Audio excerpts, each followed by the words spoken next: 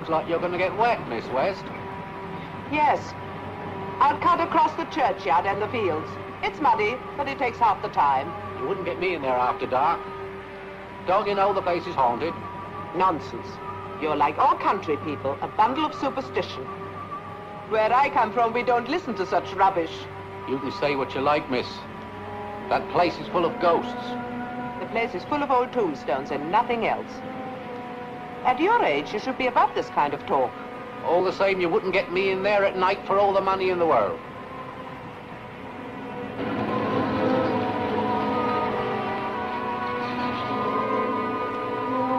Good night. Mind how you go. Good night.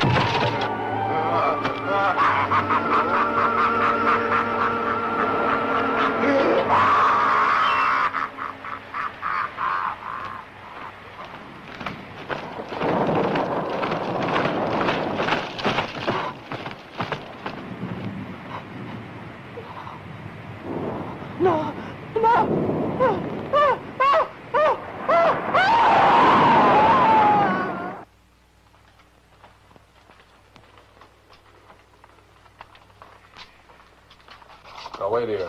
You'll have to come down to the station and make a statement. I hope she'll be all right.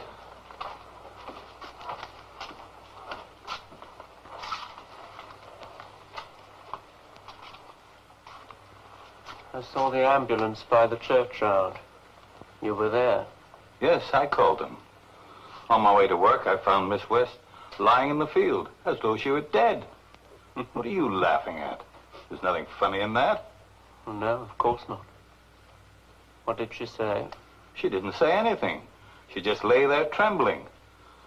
And her hair has turned white. How very strange. Something must have frightened her. She's suffering from the severest form of shock. How long was she lying there on the wet ground? Well, according to the driver, Doctor, she got off the bus at 11 o'clock.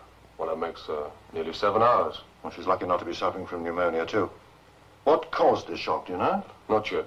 Superintendent Wendell is on his way over the churchyard now.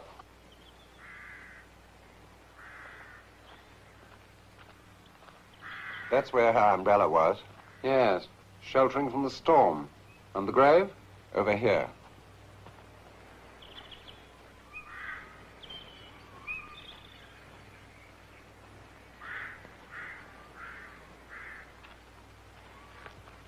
Vandals, obviously. But why this particular grave? Can you offer any possible explanation? Well, strangely enough, I can. A most curious story came to light recently about Francis Real, whose grave this is, from an old parchment found when the church was being restored. Huh? If you care to come to my study, I'll show you. Oh.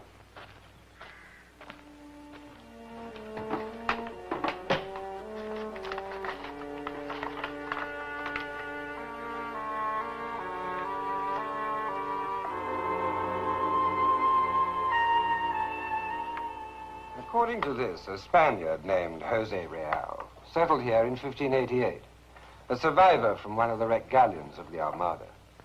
In 1748, a descendant, Francis Real, a rich sea captain, retired. However, from his last voyage, he brought back a most curious pet to which he seemed deeply attached. A large bird that resembled a vulture. Curious, to say the least. Well, coupled with the fact that Real himself was of foreign origin, it caused people to shun him as someone in league with the devil. Understandable, I suppose. The subsequent disappearance of a lamb, and later its carcass found torn to pieces high up in the cliff face, was taken to be the work of Real's pet. And the bird was put to death by order of the local squire, Squire Stroud. Don't the Stroud family still live around here? Yes, Edward lives in St. Mellion, and his elder brother Brian lives here. Brian Stroud, the millionaire newspaper man from Canada. Yes, when he inherited the estate, he came back home to become the present squire. He's a bit of a rough diamond, perhaps, but he's very popular in the district. Now, to get back to where we were, let me read you this.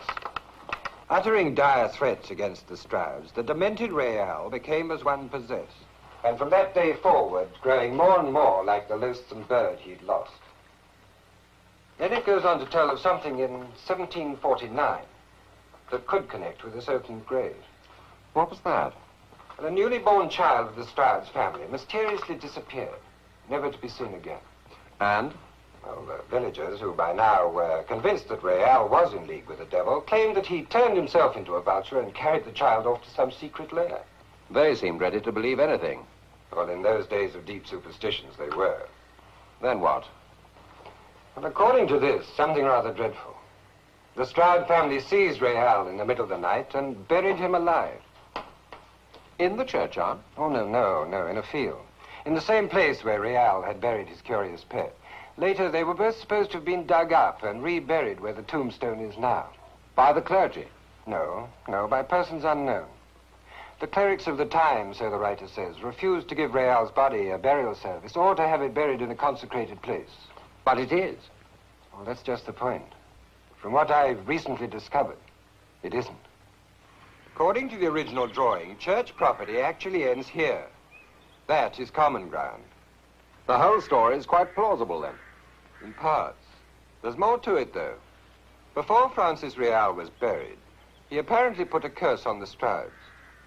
That's understandable, too. Threatening to return in years to come and destroy every remaining member of the family, from the oldest to the youngest. It's all very interesting, but I fail to see where it ties in with this violated grave. When Real was reburied, all his money is supposed to have been put in the coffin as well. A casket of gold coins, guineas. I see. Then your idea is that someone with knowledge of the story opened the grave last night in the hope that it was true, that there was gold there. I can think of no other reason. But why remove the skeleton from the coffin?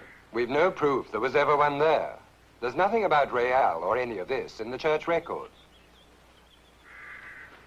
But enough for a thief to go on.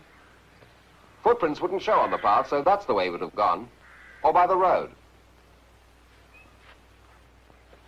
Well, there's a grave and there's a tombstone. The only thing to account for now is this woman's hair going white overnight. I saw it. An enormous black bird, like a vulture, with a dreadful human head. Oh, it was horrible. Horrible. Are you sure that it wasn't just someone climbing out of the open grave? Someone who dug it open to search for something? The grave opened from underneath. Opened as I stood there watching it. And I saw it. An enormous black bird like a vulture with an awful human head. And then it flew right over me. I'll never forget it. Never.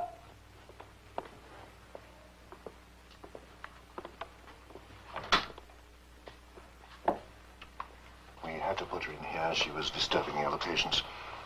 She's been repeating this fantastic story ever since she started to speak. What do you think really happened? What did she see? A large owl is all I can think of, coupled with lightning and the sight of a violated grave. What about the human head part of it? I'll leave you to work that out.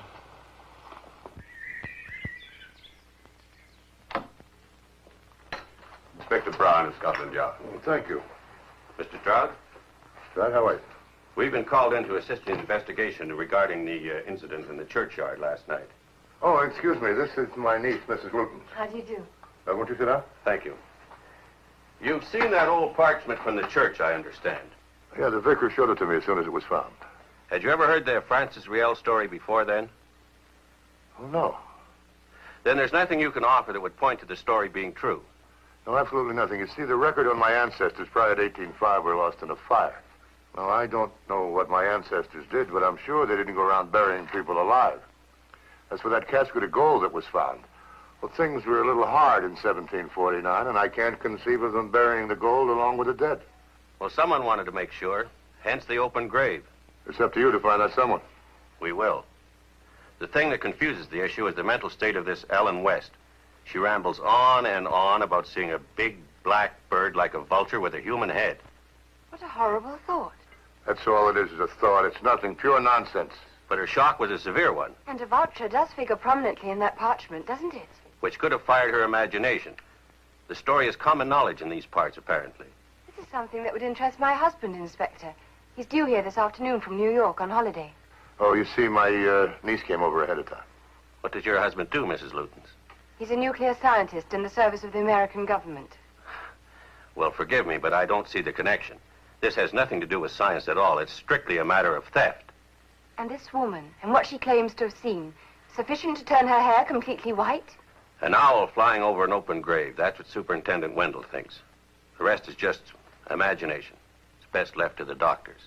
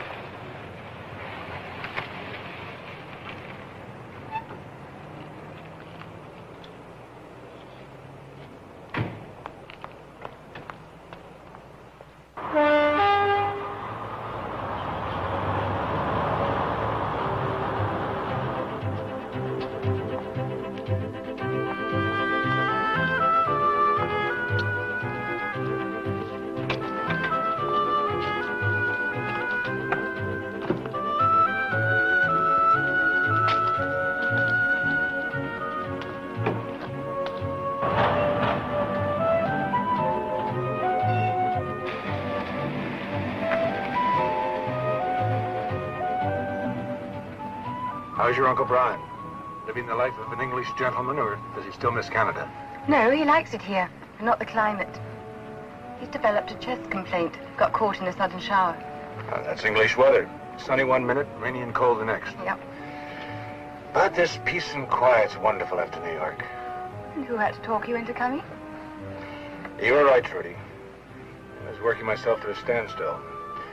Now I'm going to relax. This is where life goes on undisturbed. It's not doing so at the moment, though. What? Something happened last night. The villagers are in a state of terror. I doubt if any child would be allowed out after dark. What's it all about? I'll let Uncle Brian tell you, then you won't have to hear it twice.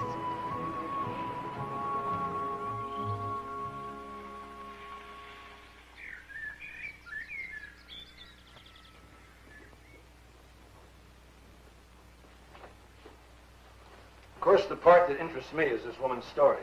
I thought it would. Oh, the woman's out of her mind. You can't dismiss what she says just like that. Eric, you're one of the top nuclear scientists in the world. You're going to stand there and tell me you believe in ghosts? I don't like dismissing things for want of an answer. And there's an answer badly needed here for this whole weird business last night. What does this woman do? Does she work? She's a schoolteacher. Oh, there you are. This type of person isn't frightened into a state of shock through sheer imagination. It's got to be something more than that to turn her hair completely white. What exactly do you mean? I want to know more about it, that's all. I want to know the reason, the real one. I thought you were here on a vacation. That's right, so I am.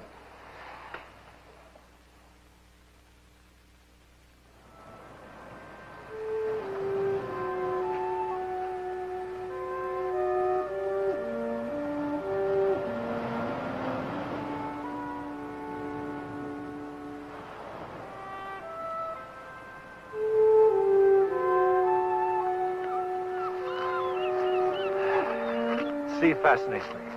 Always has. I guess it's the enormity of it. One thing man can only just keep at bay. And can't tamper with. Exactly. You know, it's nice having you around like this all day. I didn't realize what I was missing. You soon get tired of me. Oh, yeah? Well, you show me how to retire, and we'll elope. That makes our present relationship sound positively indecent. Hey there! Yeah? Come and look!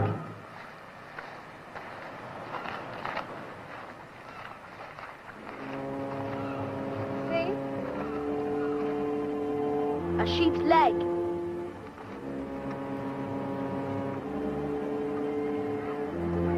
Isn't it horrible? Where do you think it came from?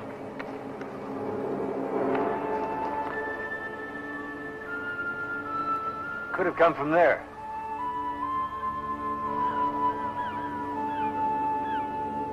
But how? I don't know. You two stay here. We'll go to the top and have a look.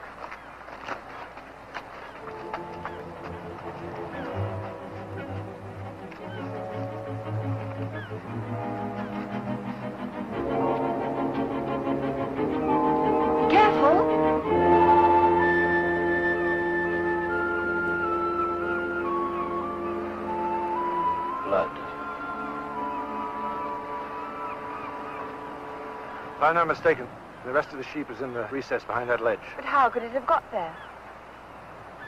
I don't like the look of this, Trudy. Not one bit. Come in. Ryan, I'm sorry to interrupt, but there's something I want to ask you. What is that? Did you by any chance have a sheep stolen during the night? How'd you know that? Because I think you'll find it high up in the cliff, in an almost inaccessible recess. Well, how did it get there? That's what I aim to find out.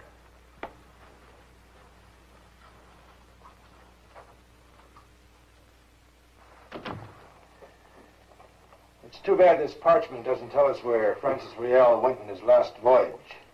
Why? Because he could have been at one time or other on Easter Island. What makes you say that? The birds there were sacred to the islanders. At least that's the legend. Their god was Manutara, half man, half bird. Oh. It could account for Rial bringing back that curious pet. He may have delved into this strange belief and got carried away with it. Well, not to the extent of turning himself into a vulture, I hope, and carrying off a lamb, as it says there. If I told you that a sheep had been spirited away from a fenced-in field last night and is now reposing in a recess in the cliff face, what would you say? I wouldn't know what to say. Doesn't sound possible. It's there, you can believe me. And not in one piece either. It's had a leg torn off. I'd like to see this open grave.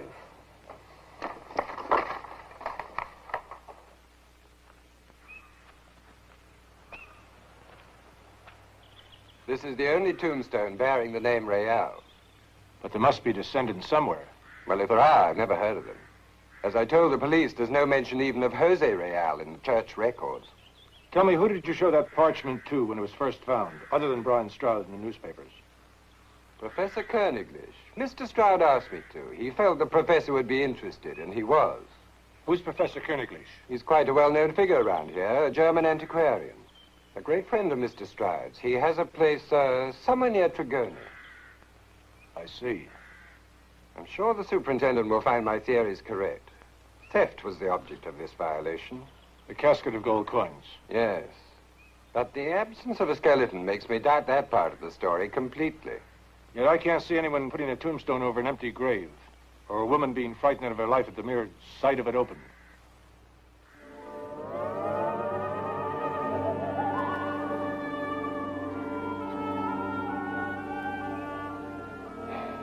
What do you make of this? Just a feather. But what kind? And how did it get there? Well, it could have come from anywhere. It could have. Is there an ornithologist near here? Yes, Paul Devlin. He's an authority on all wildlife. How would I get in touch with him? You sound very mysterious, Mr. Lutyens. It's just something I want to check up on.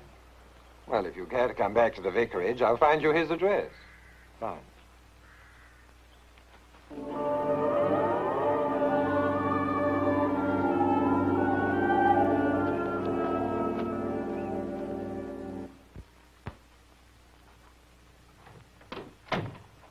Uncle, would you mind if Eric and I had dinner in town tonight? He wants to visit Ellen West. What for? To hear the story from her. We've telephoned the hospital. Well, she's completely mad. You know this, don't you? Eric doesn't seem to think so. Where is he now? Gone to see a man called Devlin. Oh.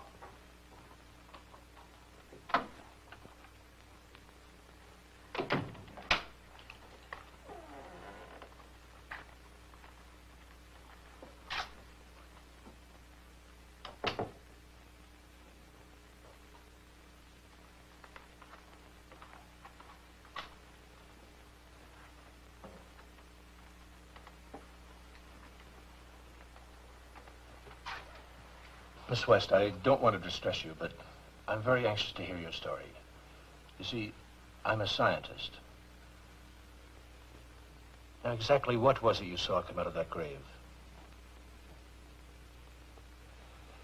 A big black bird.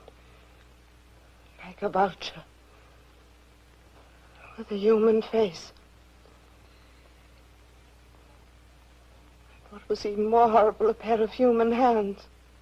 Oh, no. And then it flew. Yes. Across the churchyard. Over the field. Where you were found? Yes. And it was clutching something in one of its talons. What was that? I was too frightened to take much notice.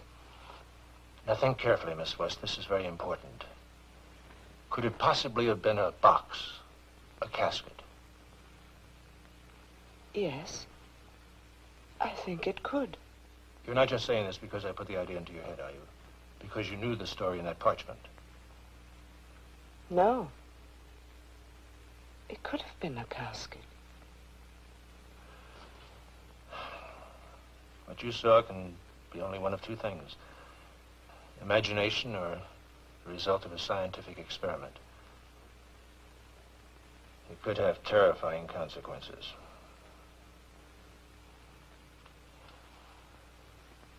Thank you, Miss West. I may come and see you again.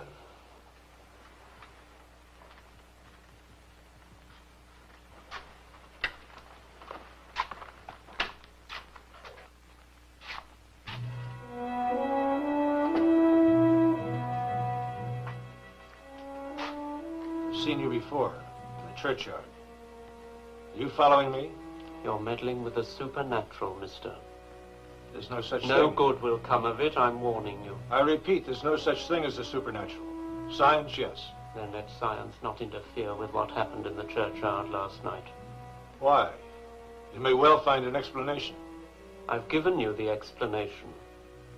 Who are you to have all the answers? I'm the sexton.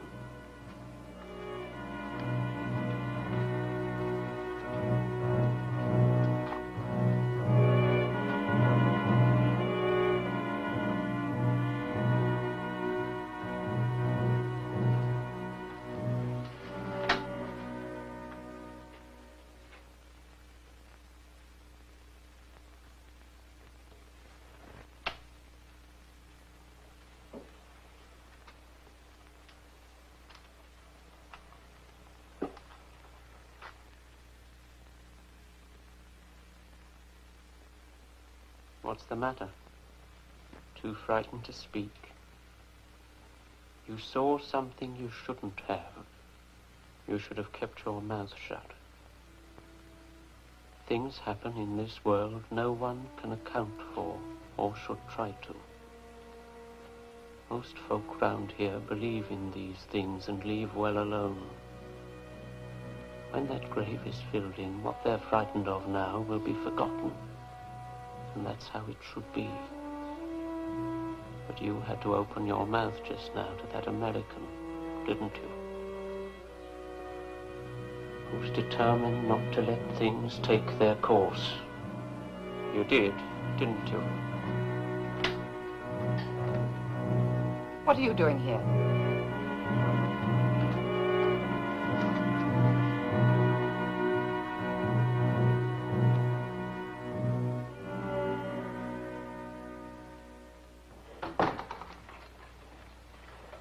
All right. The man came by. Left this note for you.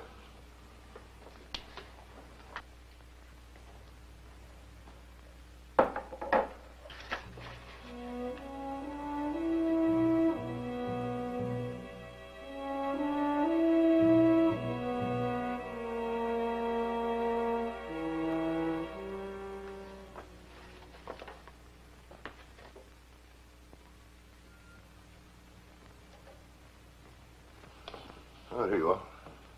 Thank you. Did you see that woman at the hospital? Yes, we did. She's still sticking with that ridiculous story? Eric doesn't think it is ridiculous, Uncle. What? Brian, there are two things I want you to do for me. Both important. Well, what are they? First, an introduction to this friend of yours, Professor Koeniglish. Oh? What's that all about?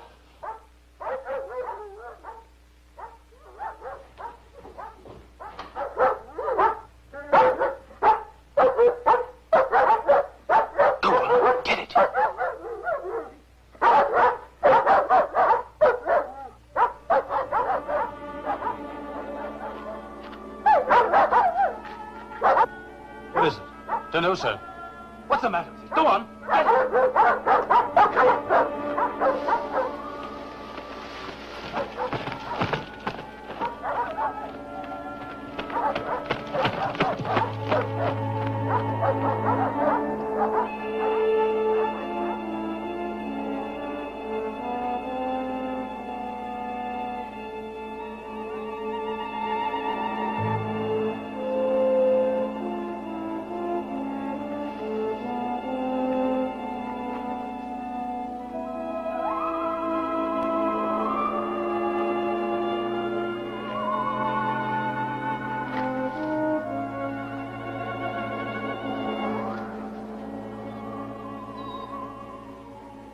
Some bird or other.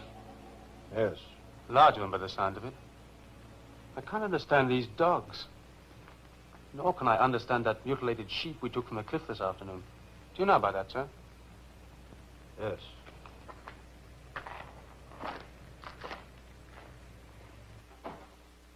What was it?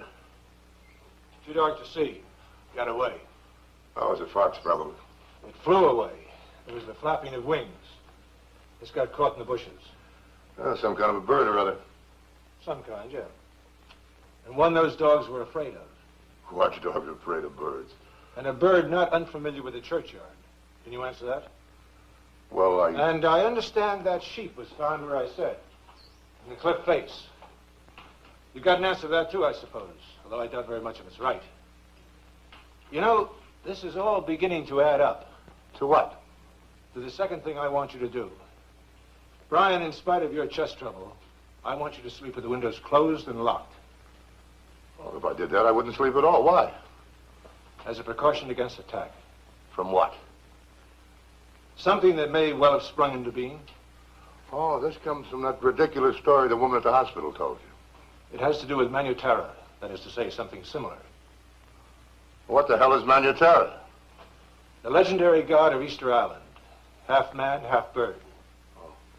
For the moment, we'll let it go at that. But you have got to sleep with those windows closed and locked, or you may not live to regret it. Do as Eric says, Uncle. I'm asking you to as well. Well, if you insist, I will. But I don't know what's going on with you, Eric, but I think everything's gone to your head. Which I'm thinking is just as well.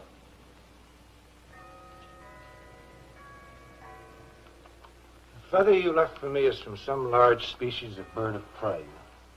Not known in this country or anywhere in Europe. Eric, I'm beginning to feel frightened.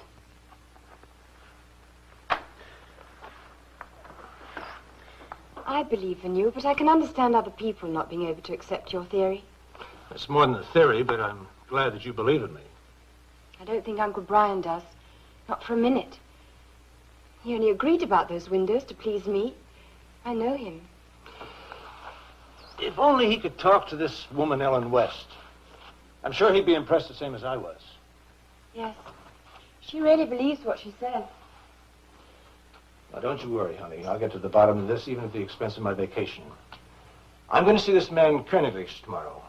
He was interested in that parchment. I think I know why. It's tonight I'm worried about. Brian? You go to bed. I'll go and have a word with him and check the windows myself. Okay?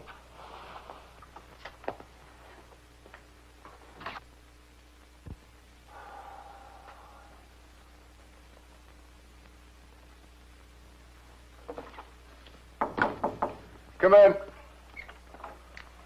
Well, I thought you were going to bed.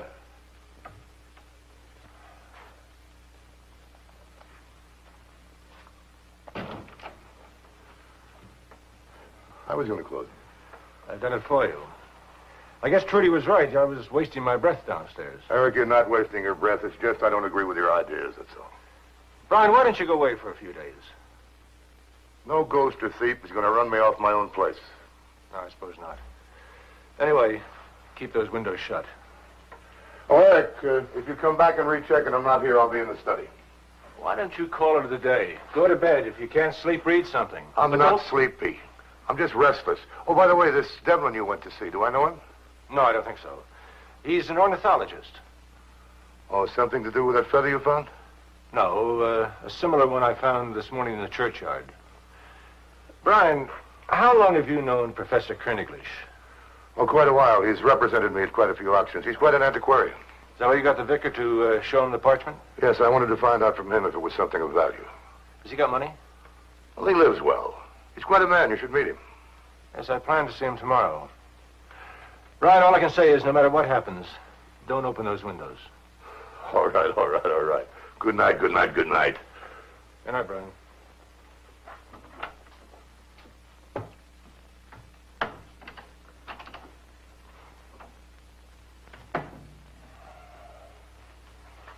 Was everything all right? The window is wide open. Your Uncle Brian is either stupid or stubborn. He's not stupid. Well, then he's stubborn.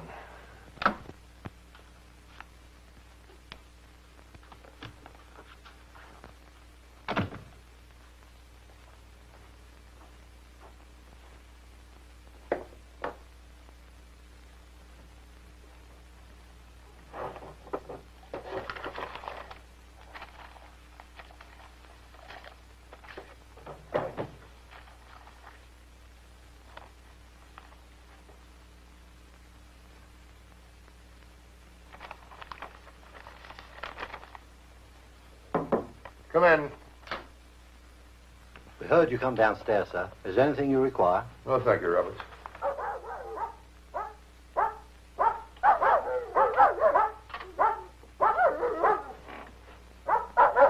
What are they barking about? Are they, the dogs out in the garden? Well, I'll go and see, sir, but an hour ago they were in the kennels.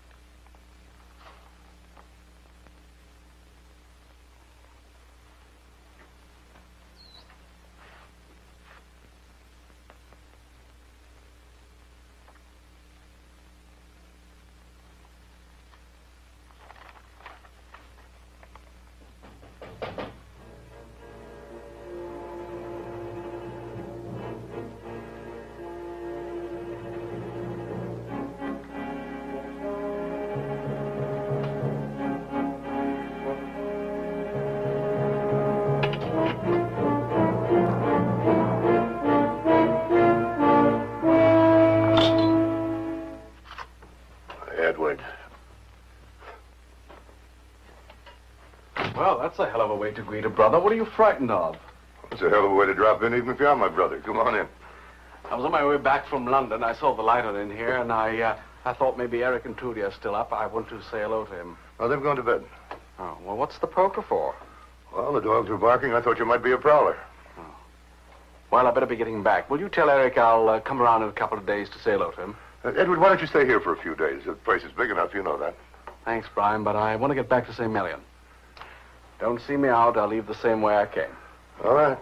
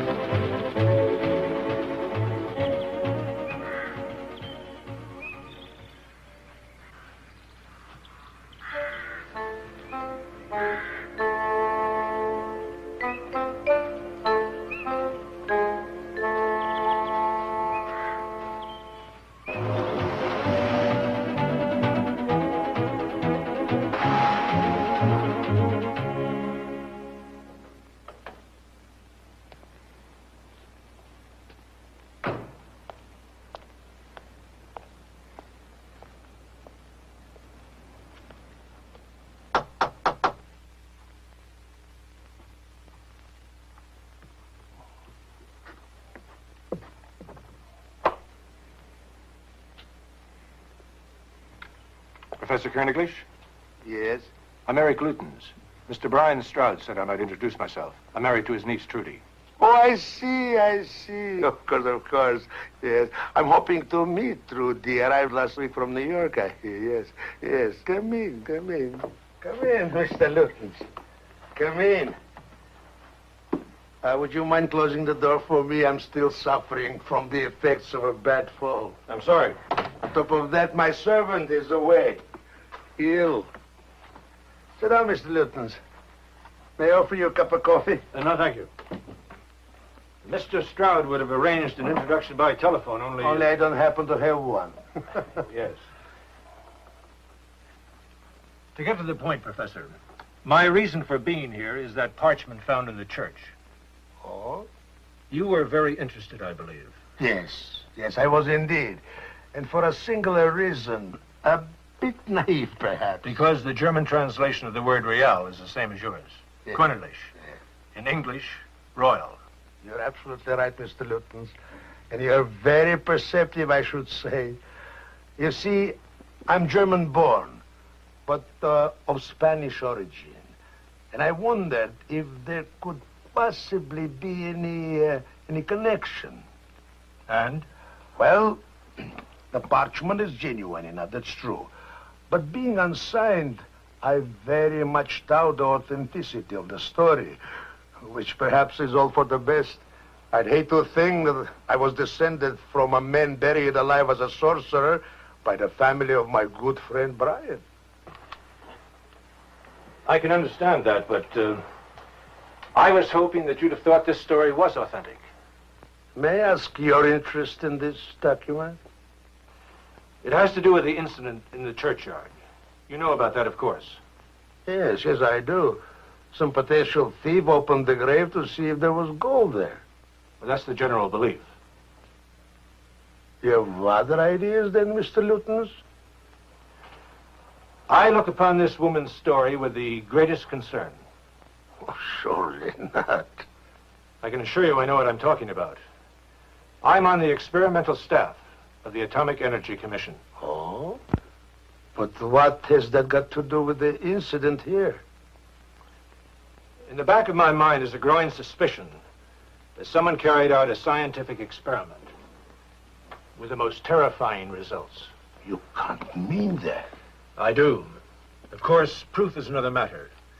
If I'm right, the next thing will be an attempt on Brian Stroud's life. This is frightening. You really mean that this woman's story about a black bird with a human head could be true? Very much so. By means of nuclear transmutation, if you've any idea what that means. Ah, yes, of course I do. Slightly. Certain happenings during the past 2 days tend to confirm it. At least they do to me. One last night. This.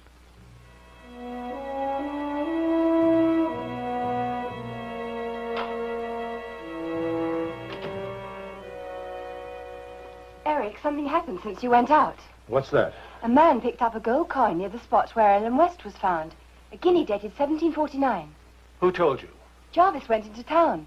The police now think there was gold in the grave. That the coin fell from a box carried off by the thief. Yes, a box rotted with age. We're going to that churchyard. What for? Anyone carrying a box of gold coins would have left footprints in the wet ground. Deep ones that would still be there right across the churchyard. Though it's my guess we won't find anything.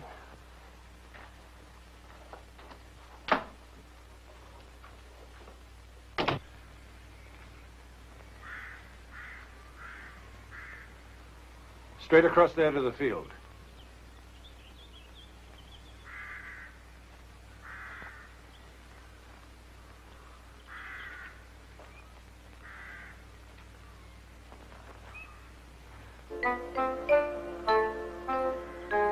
Another guinea.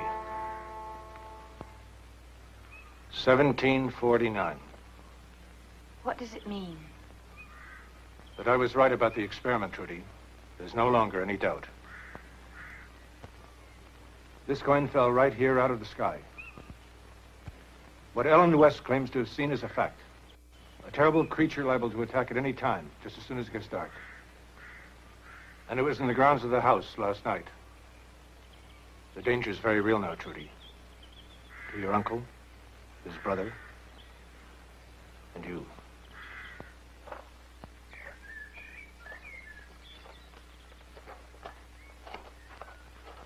Oh, hello, Professor. Hello, Brian. How are you? How are you? Fine. Well, you know, I'm the same.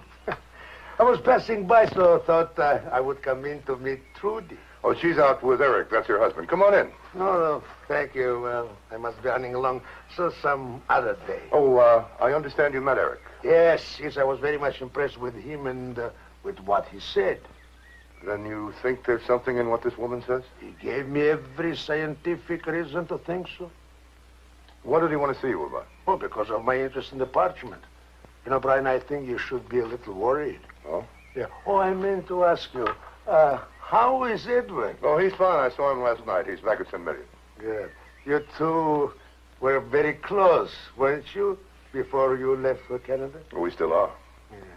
Now, what does he think about all what's happening? Well, I haven't told him anything. Oh, you don't think you should tell him? Well, I don't see any cause for alarm. You may have to change your mind, Brian. Well, I must be running along. Will you please tell Trudy that I hope to see her soon? Yes, I will. Goodbye. Bye, Professor.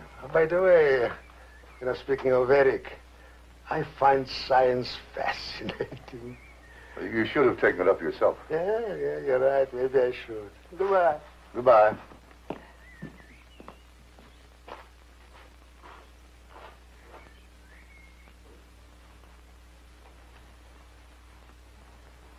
Because you found this on the tombstone. You're trying to tell me it was dropped from up above. How else did it get there? The thief put it there. For what reason? To verify the woman's story and keep the police guessing. Her story wasn't known until after the coins were supposed to have been stolen. Eric, I've been out all morning and I didn't sleep all night due to the closed windows. Which now more than ever means they must remain shut. Eric, I'm tired. Let's let it go till after dinner. Brian, you're going to listen to me. You've got to believe what I have to tell you. You must listen, Uncle. This is very serious. It concerns me as well. You? Yes. And your brother Edward. Oh, go on. Some unknown scientific brain has produced a monstrous creature, half bird, half man, by means of nuclear transmutation. Oh, you're talking about this maniacally thing, and you're asking me to believe that? It happens to be true. A disastrous scientific fact. What is nuclear transmutation? The changing of atoms of one element into those of another by suitable nuclear reactions. Would you put that in simple language? A living person has been transferred through the ether and reassembled in the grave of Francis Riel. Now, what was in that grave has in a like manner been transferred and reassembled in the place where the experiment was made. Is this really possible? Yes. Only something went wrong. Terribly wrong. Oh, what's that? Whoever made this experiment failed to take into account the vulture that was buried along with Riel and the threat to your family that was still in the grave. What are you trying to say now? I'm not trying to say anything. Every sound ever uttered is still in the ether, waiting to be recaptured. This unknown someone accidentally did it. Recaptured the threat of a man buried alive. And? From the grave has come this creature with a threat to wipe out every member of your family, from the youngest to the oldest, in that order. You, your brother Edward, and Trudy. Well, what are you going to do about it? Find this creature somehow and destroy it. Eric, I can hardly believe this, even coming from you. For your own good, Brian, you'd better.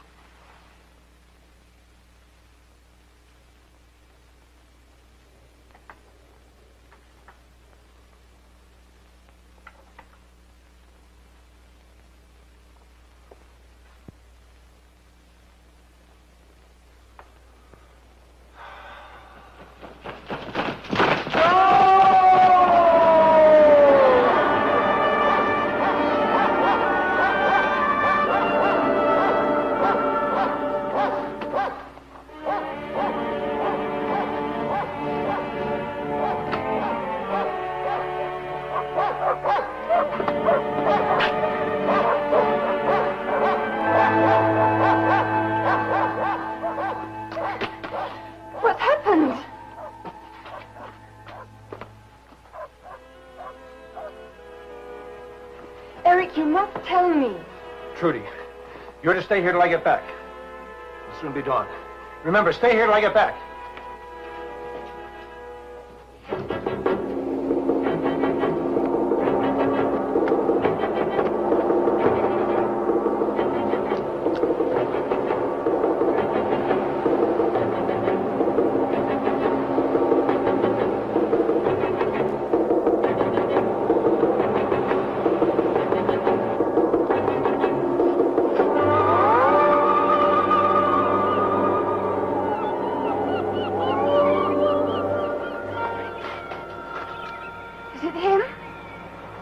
Must be.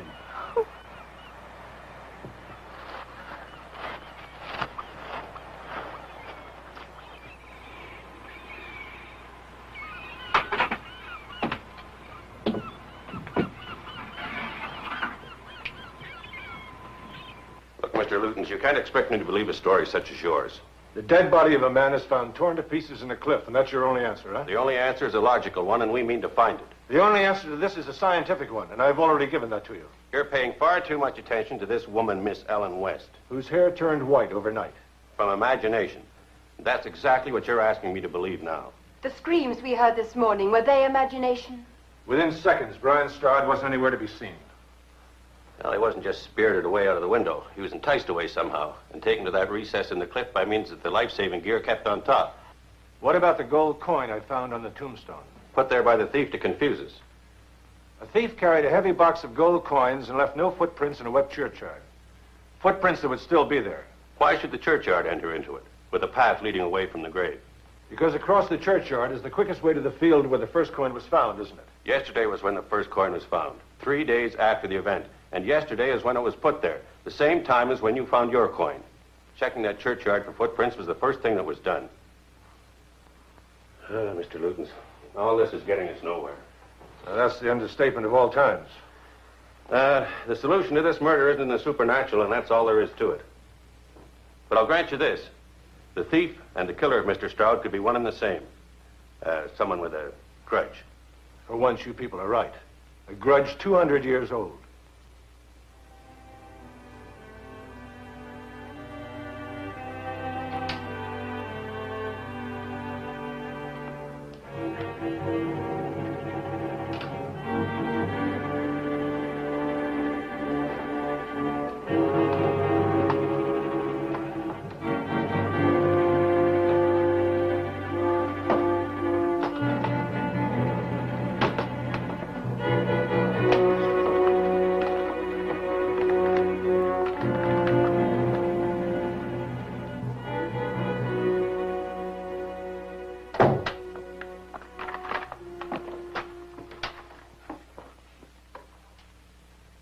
What are you doing here?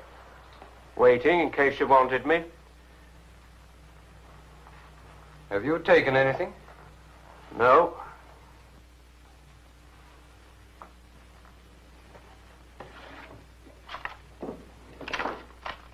You were looking at this, weren't you? Why? I've been thinking. You've been doing a lot of thinking lately, Melcher. I have, indeed. What about? Brian Stroud came from a bad family, and he had to pay for it. What are you talking about? Have you lost your senses? Has the old trouble started again? There was no trouble. I'm all right. Always have been. It's all in that parchment. If a family buries a man alive, they must expect trouble, even after 200 years. The opening of Real's tomb was robbery. The death of Mr. Stroud had nothing to do with it. Now, you get that into your head. Or you'll have to see the doctor. No, why should I? I'm not sure that you shouldn't see him now. No.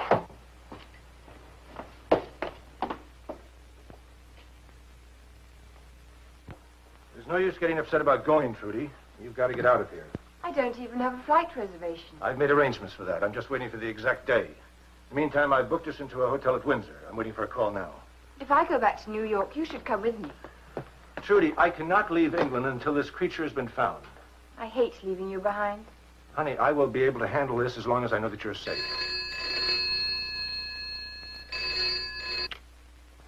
Hello? Oh, yes. Is this reception? This is Mr. Eric Lutens. Oh, fine. The rooms have been confirmed. Good. We'll be arriving there in about 7 hours. Oh, Is it possible for you to get us tickets to some show in London tonight? Preferably a ballet. All right, fine. Thank you very much. I'll see about the card.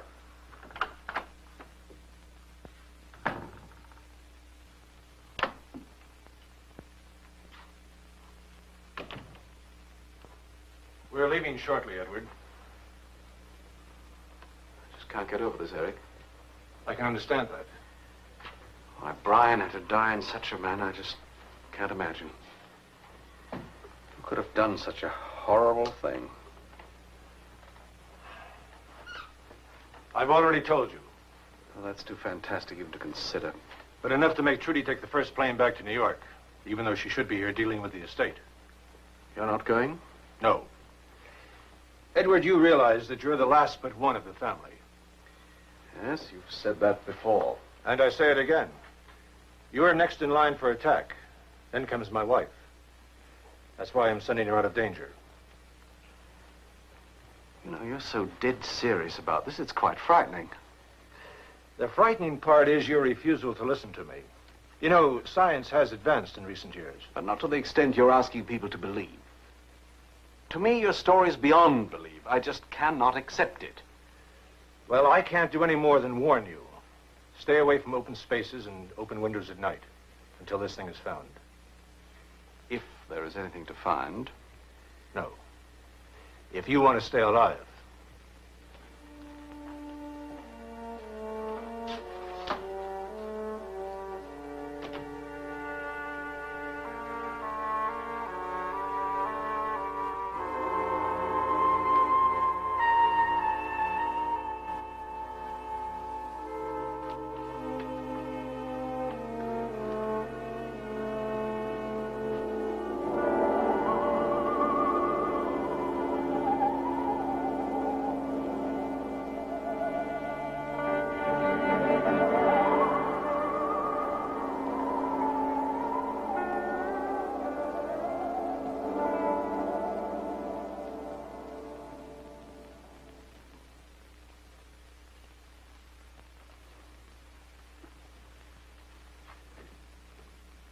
Goodbye, Uncle Edward. Goodbye, Trudy. God bless you. You shouldn't be in here. Why keep reminding yourself? I'm trying to work things out. Do you believe the same as Eric? Yes. I'm like the police. I want a logical explanation. Someone enticed Brian downstairs into the grounds, right out of his bed. But how? Must you go over it all again? When we came in here after the screams, those windows were open.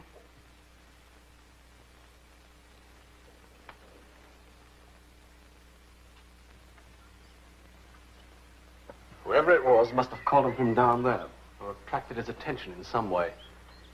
When Eric came out here immediately after the screams, there wasn't a soul to be seen. Why don't you listen to him, Uncle? Just do as he says and leave it all to him.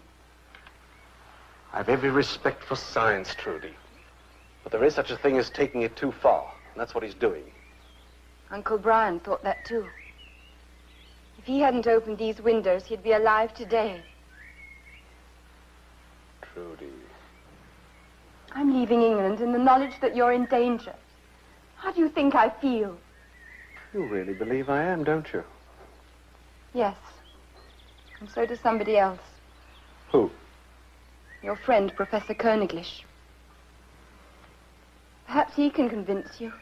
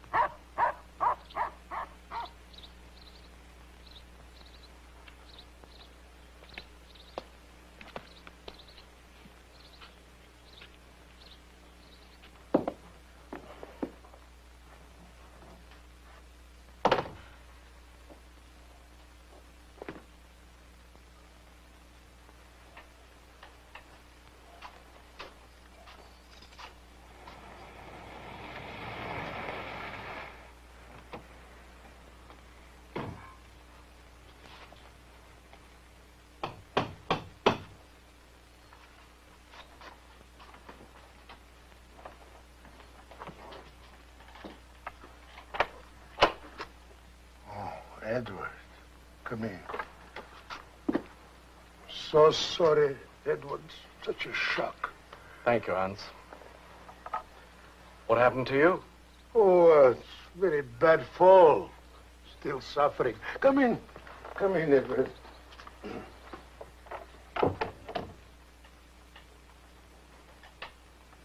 Hans, I want to talk to you. Yes, Edward? It's about Brian's death. I understand that you believe this fantastic theory of Eric's. Could be. Do you? You don't. I can see that. I didn't come here to fence with words, Hans. I came to get your point of view. But, Edward, you just said you'd been told it.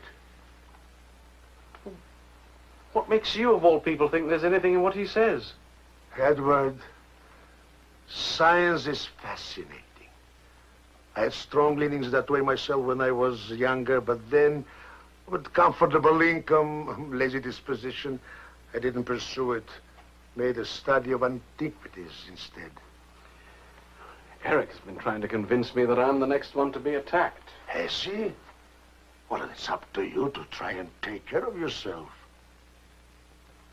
Hans, I've driven out here to discuss this matter. And so far you've said more or less nothing. All right, I will tell you why I agree with Eric Luton's. You see, Ed, would you like a drink? Thank you. Good.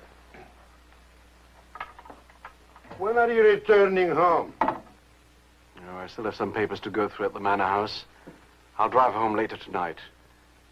St. Million is only 25 miles as the crow flies. But not having wings, of course, you will go by car. Whiskey or brandy? Whiskey.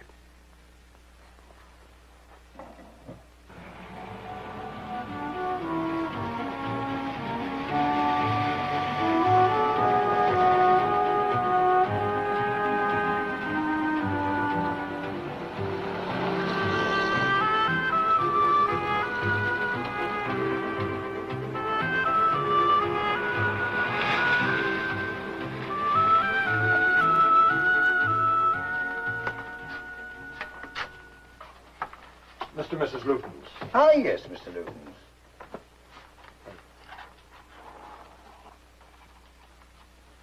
We've arranged for the theatre tickets you telephoned for, sir. 2 for this evening's performance. Thank you. Number 34.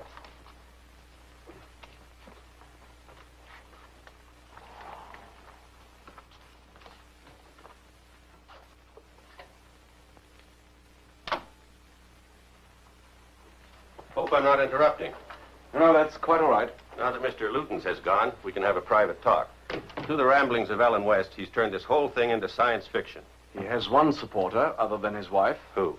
Professor Königlich. I'm not surprised. He's a charming old gentleman who'd believe anything connected with the past. Knows all there is to know about antiquities and lives in that particular dream world. But we're not dealing with fantasy. We're dealing with murder and robbery. I don't want you to think that we've been idle. I don't think that at all. Once we get our hands on that box of gold coins, we've got the killer. And we've got a lead. To the box? To someone. I may be able to say more about it tomorrow. I'm leaving tonight. Oh, where are you going? Home to St. Million. This house holds too many memories. Yes, I'm sure it does. My telephone number is St. Million 50924 in case you wish to reach me. Thank you.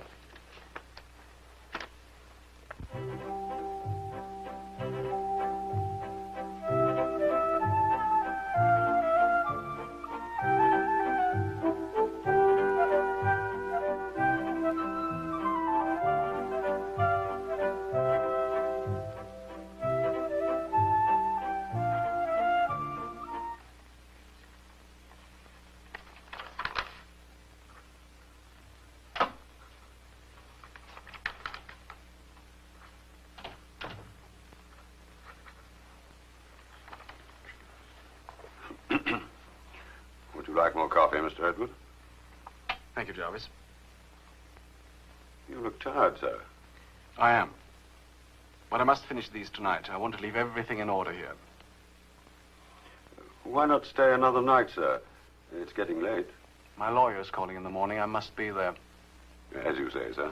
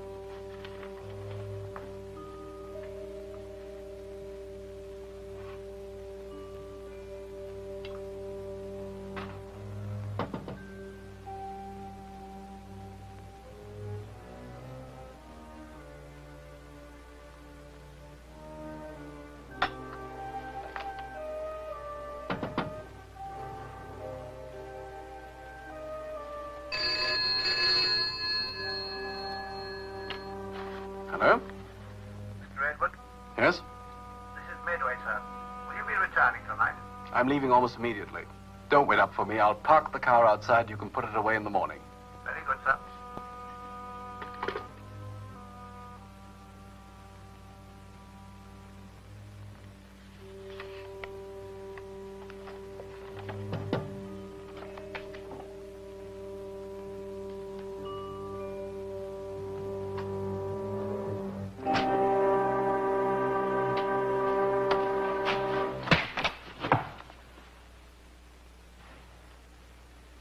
Now then.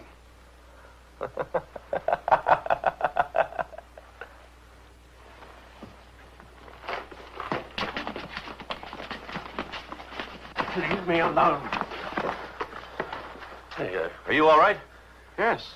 Who is this? The local sexton. Let me go. The someone you mentioned this afternoon? That's right. We had him under observation, but he got away for a time out in the garden. You threatened Ellen West in the hospital. I told her she should have kept her mouth shut. How did you know? The nurse described you. What are you doing here? I thought he was that American. And what if he had been? Give him another warning. About what? To keep his nose out of things. Let what happened in the churchyard take its course. Leave strange happenings alone. There are strange happenings going on in your mind lately. The victor told you to go back and see the doctor. I'm all right. Always have been. We're going to search your rooms. What for? A box of gold coins. 34, please. Thank you. Well, the receptionist left this for you, sir. It's Mrs. Luton's flight ticket to New York. Fine. Day after tomorrow, morning flight. Oh, there was a telephone call earlier. Who from? No name. I told them you'd gone to theatre and they said they'd bring you back later. Wonder who that could have been.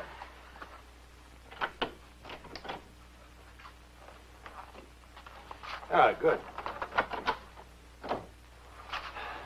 Let's have a drink. Why did all this have to happen to us, Eric? Trudy, the idea of going to the theater tonight was to help put this all out of your mind. I know, but it hasn't. Not with Edward and the danger he's in. And he won't believe it. You are going to stay with him, aren't you? Yes, but he doesn't know it yet. In the meantime, he's been warned, and I can't do any more than that. You know, an idea occurred to me in the theater tonight, which I should have thought about before. What was that? To find the place where this experiment was carried out. Where are you going to start looking? Somewhere that's been consuming an enormous amount of electric current. Hello? Mr. Luton? Yes? It's Königli here. Jarvis told me where you were. I'm speaking from the manor house. I rang before. Oh, yes, we went to the theater. Yes, so they said, Mr. Luton's, I think you should come back immediately. Why? I've stumbled on something that might help you. Something to do with Brian's death. What's that? Another gold coin. Found near some inland caves. Caves? Yes, not far from my house. I can show you the exact spot, Mr. Luton. I'll be there as soon as I can. I'll drive right away to your house.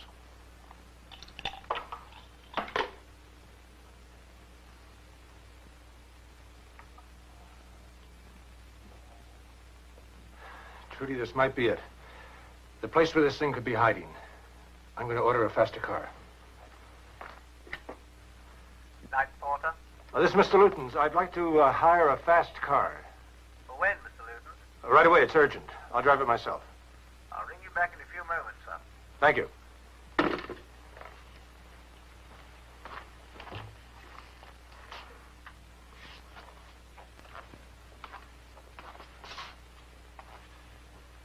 Trudy, as long as Edward is still alive, I know that you're safe. Otherwise, I wouldn't leave you. But I want you to keep this with you at all times, okay? There. I'll get changed.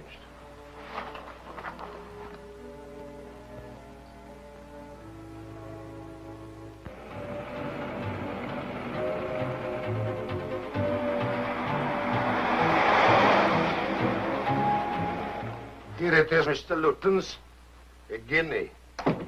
Dated 1749. Let me show you where it was found. A About there. Just outside the caves, late in the afternoon. By whom? Oh, a local boy. No, brought it here automatically, knowing my interest in antiquities. Had no idea what it really was. Cave. Yes. This looks like something, Professor. But it can't have been where the experiment was made. No? Why? Because that needed a fully equipped electronic lab. To create a creature that doesn't bear contemplating. Half man, half bird. Yeah. And there are just three of us who believe it. My wife, myself, and you. Yes. From this map, the caves look far deeper than I anticipated. Oh, yes, they're very deep and winding. You will need a strong light to search them. I had them put one in the car. Good. I'm so sorry this injury prevents me from coming along and helping you. So am I. You don't happen to have a gun, do you? Unfortunately, no. I'll get one in the manor. And whatever happens, I'll come back and tell you. All right.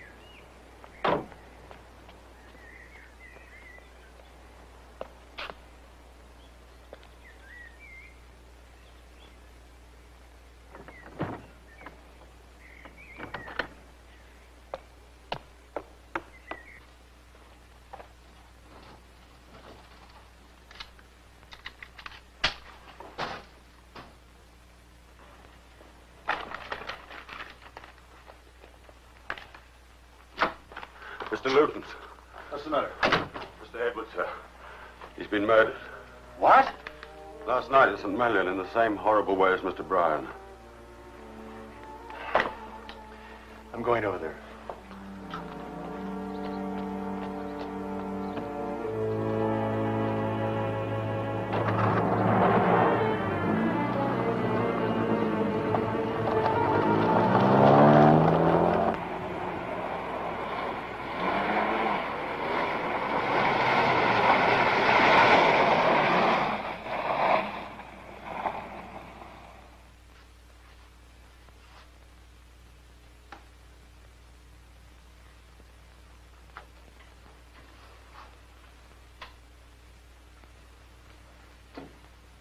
Where was he found? Out there in those bushes about midnight. A servant heard his car pull up outside the house. Then screams.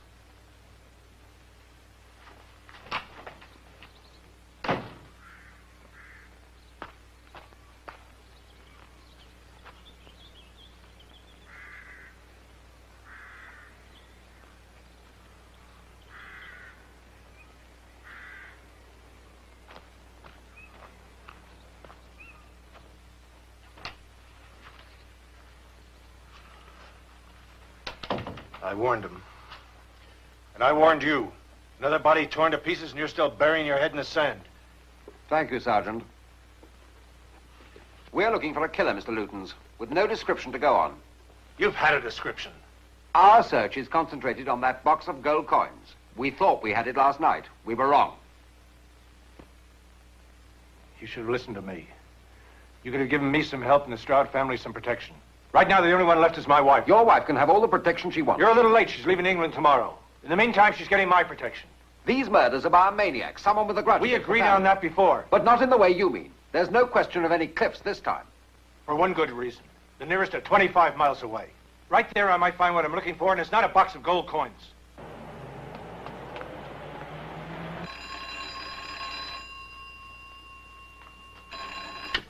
Hello, yes? This is the reception desk here, Mrs. Luton. Yes? We have the telegraph office on another line. About an urgent telegram for you. Oh? They wondered whether you'd like to take the message personally, over the telephone. Oh, very well. Just a moment, please.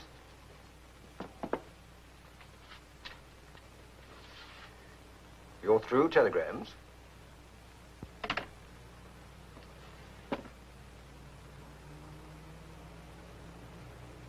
Thank you.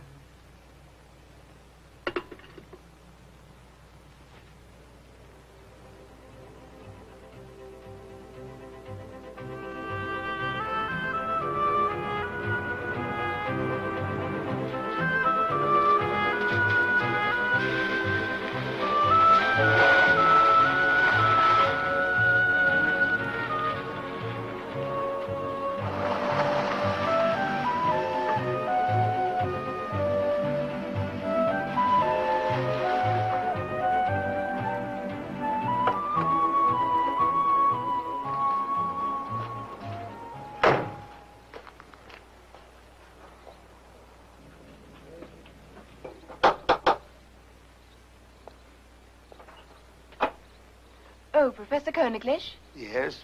I'm Mrs. Luton. Trudy. I had a telegram from my husband to join him here. Yes, that's right. Is he with you? Not yet, I'm afraid, but he will be. Come in, please. It might rain. Perhaps you'd care to put your car in the garage. Oh, well, thank you. Mm-hmm.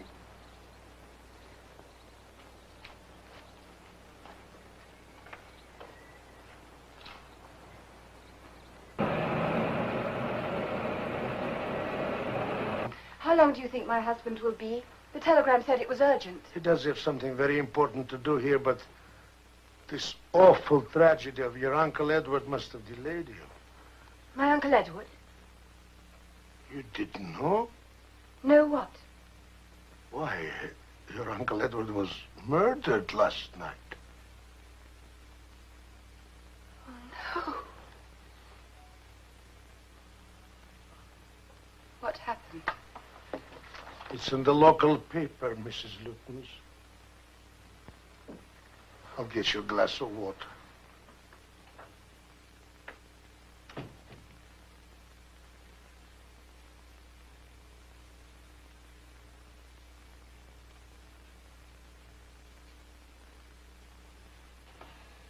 Jarvis, I need a drink. A large one. Yes, sir. I thought you were going straight back to your wife, Mr. Luton. I'm on my way there now. I had to come back for my wallet. Oh, I have it here, sir. You left it in the study. Fine, thanks. Mrs. Luton's passport and air ticket, which she must have tomorrow. As soon as she's on that plane, I'll come back. Would you put a call through to the hotel and get my wife on the telephone? Very good, sir. Oh, a telephone call came through for you this afternoon, sir. Where from? From the electricity board.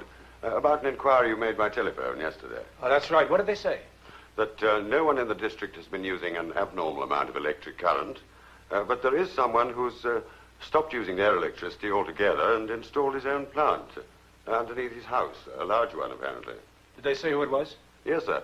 The same gentleman who was here last night. Koeniglish. Yes, sir. Look, when you get through to my wife, you tell her to wait for me in the lobby of the hotel and to stay there, even if it means all night. I'm sure your husband will soon be here, Mrs. Luton's. Thank you, but it's getting late, and I'd rather wait for him at the manor. As you wish.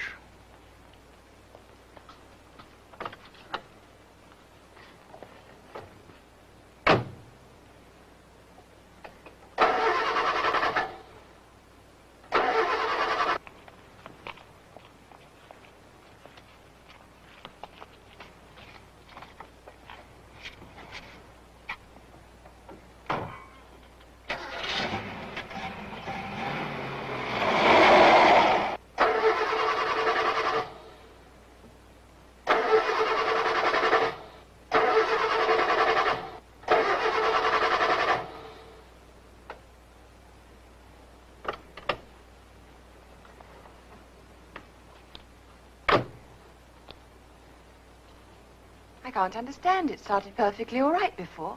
I shall have to take a taxi. May I use your telephone? I'm afraid I haven't one, Mrs. Luton's, but perhaps you'd better stay after all.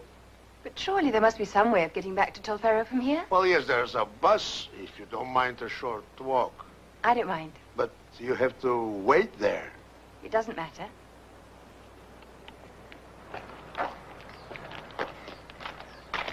Up there, to the main road, where you'll find a stop sign. Goodbye, Professor, and forgive me if I appear discourteous. I'm afraid I'm a little on edge. Goodbye, Miss Lutons. I'll tell your husband where you've gone. Thank you. Goodbye.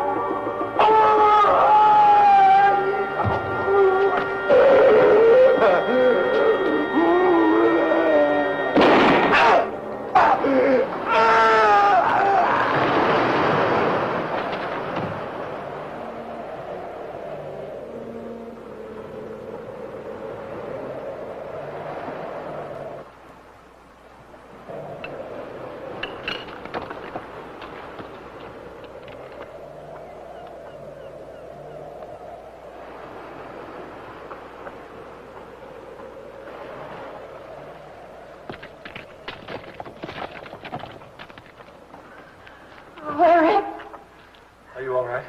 Yes, I fainted almost at once. It's just as well. Trudy, tell me, what took you to that house? Your telegram to join you there.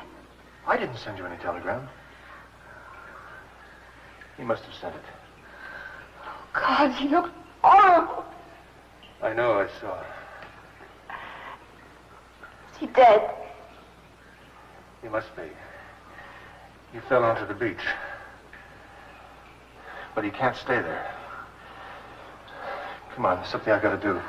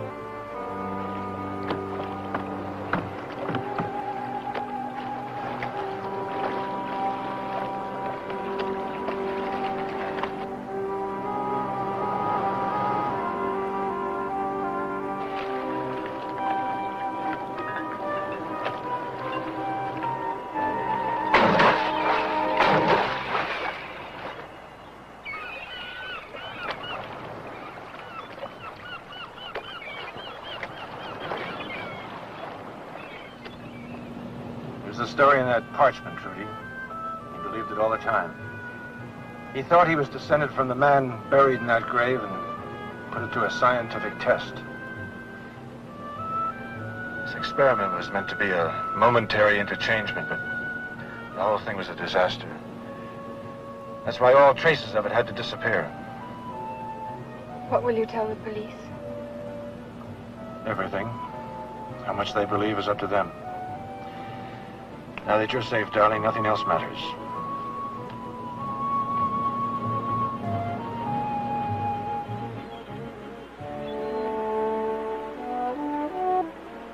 I'm glad we didn't go by plane, Eric. The sea trip's helping a lot. That was the idea, wasn't it?